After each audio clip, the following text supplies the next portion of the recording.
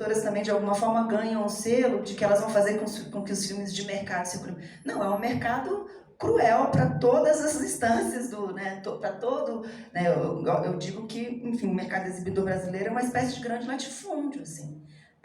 Né, enfim, eu frequento o cinema porque eu tenho uma filha pequena, e é chocante. É chocante eu trabalhei muitos anos no Festival de Cinema, na Mostra de Cinema de Tiradentes. É muito doido, assim, eu via 170 filmes por ano, aproximadamente. É muito louco pensar que o quanto é um nicho, né?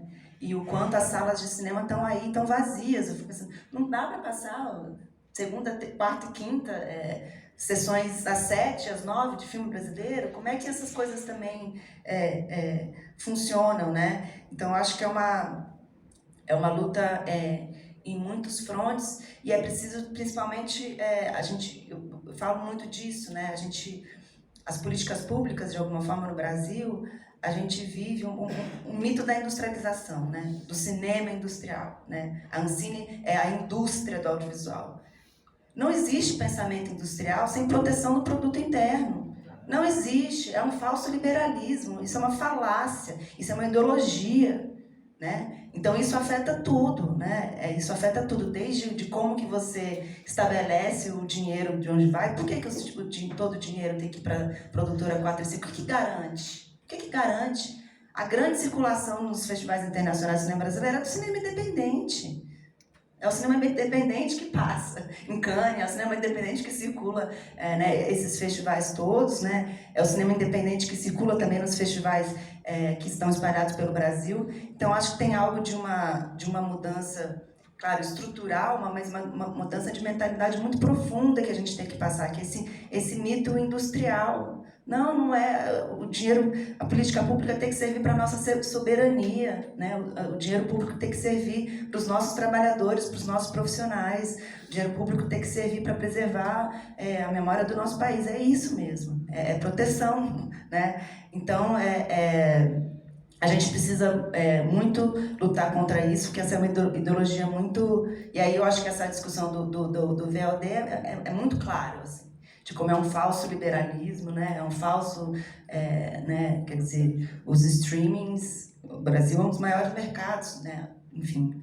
Então a gente precisa também pensar nesses termos, né? Eu gosto dessa palavra soberania, né? A gente tem que pensar nesses termos, sim. A política pública ela tem que estar voltada a isso, não a uma ideia de que a gente vai ter uma grande indústria. Claro que a gente tem uma indústria do audiovisual, mas o primeiro passo, talvez, para ter uma indústria mesmo, cria a cota de tela de 20%, 30%. Então vamos batalhar por essas coisas também, né? Enfim, porque eu acho que essa ideologia ela afeta muita coisa. Afeta a ideia de que a formação não é importante, que a preservação não é importante. Não, a gente tem que ser soberano. É o nosso dinheiro mesmo, né? E a gente tem que batalhar por isso. Obrigada, Laila. Queria, inclusive, puxar isso para trazer o Matheus, no sentido de soberania, porque a gente tem falado aqui de dinheiro, porque não é só em relação cadê o dinheiro, pinga na minha, faz o Pix aí, é mais uma estrutura econômica que nos sustenta, que precisa ser repensada, e a gente está discutindo isso aqui. E eu queria ouvir de você, Matheus, sobre essa questão da soberania, mas também a partir de uma coisa que eu ouvi da secretária, ouvi não, né, li da secretária, uma entrevista da secretária do Audiovisual, que é em relação aos direitos patrimoniais das obras em relação ao streaming, né, já que a gente já está falando desde o início sobre a regulação do VLD. Queria ouvir de você em relação a isso, quais são os desafios e por que seria tão importante que os produtores mantivessem os seus direitos patrimoniais e como que isso constrói essa estruturação empresarial, de industrial, como a Lara tem trazido aqui, e como que essas empresas também, qual é o trabalho da API no sentido de tipo trazer com que empresas de empresas menores se constroem e consigam viver de forma mais segura, com, enfim, pessoas com corpos não hegemônicos e tal, porque incluindo essas pessoas, eu imagino, né, dentro do mercado e dentro da estrutura econômica, toda a indústria se fortalece, né? Então, eu queria te ouvir nesse sentido. Sim. Essa questão do direito patrimonial ela é muito essencial. Assim, eu acho que é um dos poucos pontos, talvez, que dentro do setor, entre os produtores independentes, pelo menos, tem um certo consenso. É uma questão, acho que é uma questão econômica, assim, muito prática, né? Dentro da produção audiovisual você tem basicamente dois modelos de negócio, né? Um é o de prestação de serviço, em que você é uma empresa contratada para prestar um serviço audiovisual para alguma outra empresa, e uma outra que é de exploração dos direitos de exibição, dos direitos de licenciamento, né? E é muito complicado a gente falar em soberania quando a gente só tem dentro de um mercado um modelo de prestação de serviço. Porque quando, né, por exemplo, um streaming contrata, faz um original, né, é isso, o conteúdo é produzido por uma empresa brasileira a título de prestação de serviço, mas os direitos daquela obra vão para aquele canal. Então, na verdade, aqueles direitos viram direitos estrangeiros, né, se transformam. Todos os técnicos ali contratados cedem os direitos, inclusive o produtor, para esse canal de streaming. E aí é uma questão histórica, eu acho mesmo. Eu acho que aqui, em relação a essa questão de direito patrimonial, eu acho que a gente tem que tentar ser bastante objetivo, assim, de como foi o desenvolvimento da indústria audiovisual ao longo da história. E o desenvolvimento de indústria audiovisual, qualquer território, uma indústria nacional, só se dá a partir de uma produção própria, que os direitos estão na mão dos produtores independentes. Que eles detêm esses direitos, eles detêm os direitos de exploração, e eles vão utilizar, né, dos dois modelos de negócio, eles vão utilizar o segundo. Claro que o primeiro ele pode ser importante, mas ele não pode ser o único, nem o principal, na minha opinião. A minha opinião, ainda mais considerando quando você utiliza recurso público incentivado para produzir uma obra, essas obras têm que ser brasileiras, têm que ser independentes, isso gere ativos para o país, né? Seja para produtores, seja para os criadores, mas para o país de uma forma geral, movimento de economia. E aí eu acho que no caso do VOD não é a mesma coisa. Eu acho que o que a gente tem nesse momento é uma briga política mesmo, de um lobby muito pesado, né, enfim, dos canais de streaming, etc., dos seus advogados caríssimos que são pagos para fazer lobby aqui no Brasil contra o setor audiovisual de uma forma geral, que nesse sentido acho que ele está unido para poder tentar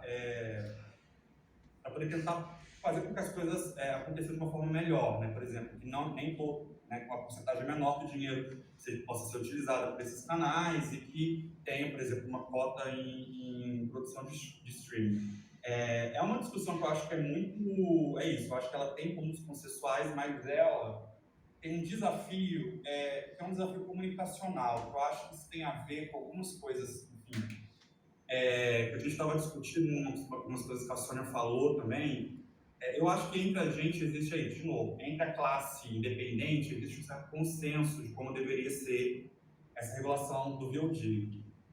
Mas por que a gente não consegue fazer com que isso chegue nas pessoas? Por que a gente não consegue, por exemplo, ter um público defendendo essas cotas, por exemplo, né?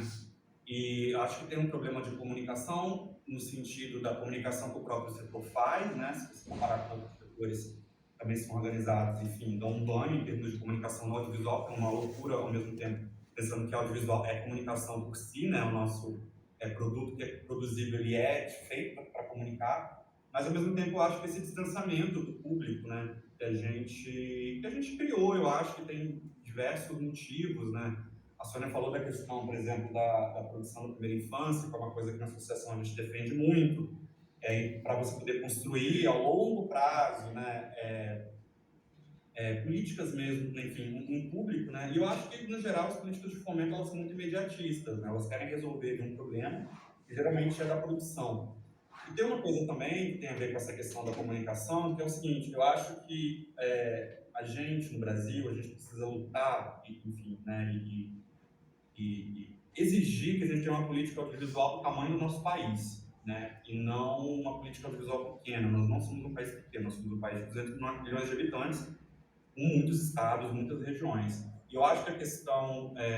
foi legal uma coisa que a Laila falou também, sobre a questão do latifúndio. Eu gosto muito dessa imagem, porque para mim a questão da produção do audiovisual ela é essencialmente uma questão fundiária. Ela tem uma relação muito, muito forte com a questão fundiária para mim, que você tem um desenvolvimento, você pensar o mercado do audiovisual como terrenos, né, como feudos, você tem uma concentração histórica, né, na mão de algumas produtoras. Todas elas tiveram essa concentração apenas por mérito, porque fizeram filmes ótimos? Não. E o que você tem fora desse universo são demandas por, vamos dizer, uma reforma fundiária audiovisual, reforma agrária audiovisual. Eu posso dar esse termo, mas vamos lá.